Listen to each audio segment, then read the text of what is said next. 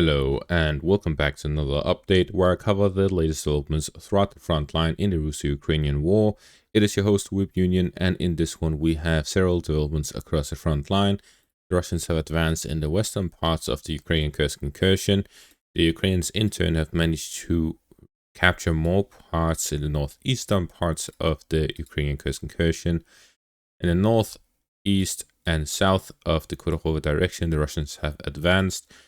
partially in the direction of Velika Novoselka outside the Kurakhove direction, and there's been a massive operation to close the pocket south of Kurakhove.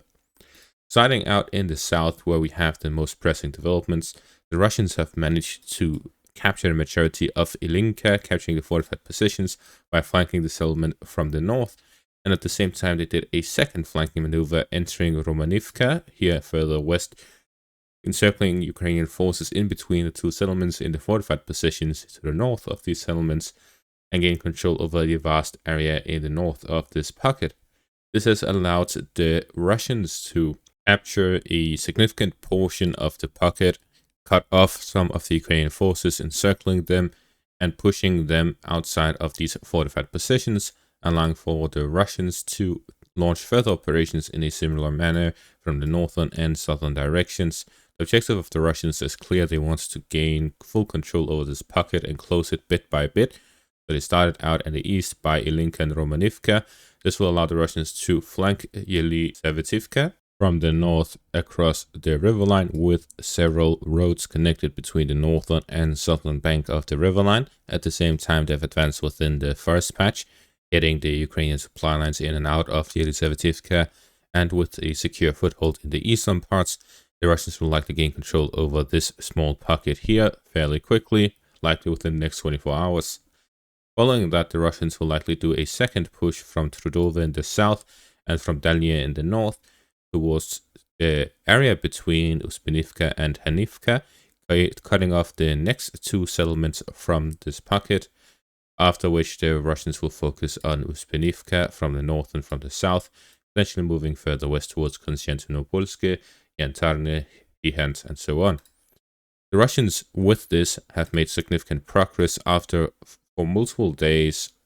operationally encircling this pocket, hitting the supplies going in and out, getting reinforcements coming in. It made the Ukrainians very difficult for them to defend, and once they detected that the Ukrainians did not have enough forces to prevent a Russian attack, they launched one, and it was successful, capturing significant portions of the pocket. When the Russians gain control over this pocket south of Kurakhove, the Russians will be able to continue along the railways towards Ruslev in the west, Constantinople in the north, and Ulakli in the northeast to flank the city itself. While at the same time, heavy fighting continues within the city itself over the central residential area of it. To the south, the Russians have advanced towards Velika Novoselka, gaining a foothold in the farm area just outside the settlement. The Russians have also advanced significantly within the fortified positions just east of the settlement near the Kashlahaka River. The Russians have also advanced towards the hourglass defensive fortifications east of the settlement. The Russians are now storming all of the fortified positions east of the settlement directly, gain control of which will allow the Russians to start storming the settlement itself, which would cut off a significant portion of the supplies going further south. This will allow the Russians to capture Makarivka, Plahodatne, Storosheve, and Niskushne in the southern direction, forcing the Ukrainian forces to withdraw towards Vremivka. Doing a combined assault from the western direction will allow the Russians to hit the Ukrainian supply lines there as well, forcing the Ukrainians to withdraw in the northern direction, from which the Russians can also do a flanking maneuver with the foothold gained in Rostolne, and the Russians already flanking both the northern and southern portions of the settlement. The Russians will look to gain full control over the supply roads in and out of Remivka with a combined assault from the eastern direction and northeastern direction, potentially also from the western direction, all of which together will allow the Russians to do a large push to cut off the Ukrainian forces within this direction and lead to the capture of Velika Novoselka. It is likely that the Russians will rely on operational encirclements rather than storming the settlement directly, but based on the fact that the Russians are now storming the fortified positions just outside the settlement, they may decide to storm it directly, and this is based on the fact that Velika Novosilka does not have high-rise apartment complexes, it does not have industrial zones, it only has residential areas and farm areas. The heaviest builded, most offensive positions the Ukrainians can get within Velika Novosilka is the schools. And we see in Kurahove how quickly the Russians captured those, storming them head-on, despite the heavily fortified positions around it. This means that the Russians can capture Velika Novosilka fairly quickly, similar to the capture of Novoukrayinka, Yakhtarske, and so on. This means that the situation here is very difficult for the Ukrainians, and a quick capture of Velika Novosilka could collapse this section of the front line, as it would cut off several Ukrainian positions, which would then lead to the Russians cutting off such a significant portion of the Ukrainian forces. Without instant reinforcements, the Russians can take full advantage of that to capture important fortified positions around Velika Novosilka, which will allow the Russians to develop offensive operations in the area further towards the border of the Dnipropetrovsk region, and to flank the Ukrainian positions near Kurahove, which again would allow the Russians to hit the supply lines between Pokrovsk and Kurahove, as well as Velika Novosilka, by moving through the center of it, which goes through Konstantinopol in the south. And this would allow the Russians to gain control over the southern parts of the Donetsk region and to develop offensive operations further towards Pokrovsk. To the west of Selydove, the Russians have managed to push towards Pushkine, and they flanked both Pustinka from the south and from the north, hitting the supply lines and capturing some first lines. Following that, this morning, just a few hours ago, it was reported that the Russians captured Pustinka as well. With the situation here west of Selydove, the Russians are continuing the offensive operations to cut off the supply lines between Pokrovsk in the north and Kurahove, Velika Novosilka, and so on in the south. By cutting off the main highway, it will significantly increase the travel time between the two areas. It will also allow the Russians to gain control over a significant portion here south of Pokrovsk, and it will strengthen the offensive operations by the Russians, which are focused around Velika Novosilka and Kurahove. It allowed the Russians to launch 3 consecutive offensive operations, one from the northern flank of Kurahove, one within Kurahove, and one near Velika Novosilka, to gain full control over the southern parts of the Donetsk region, following which the Russians will begin the Battle of Pokrovsk, following which the Russians will gain a significant advantage within the Donetsk region, all of which leads to the Russians flanking the main defensive line of the Ukrainians within the Donetsk region, which is the Sloviansk, Kramatorsk, Konstantinivka defensive line in the north.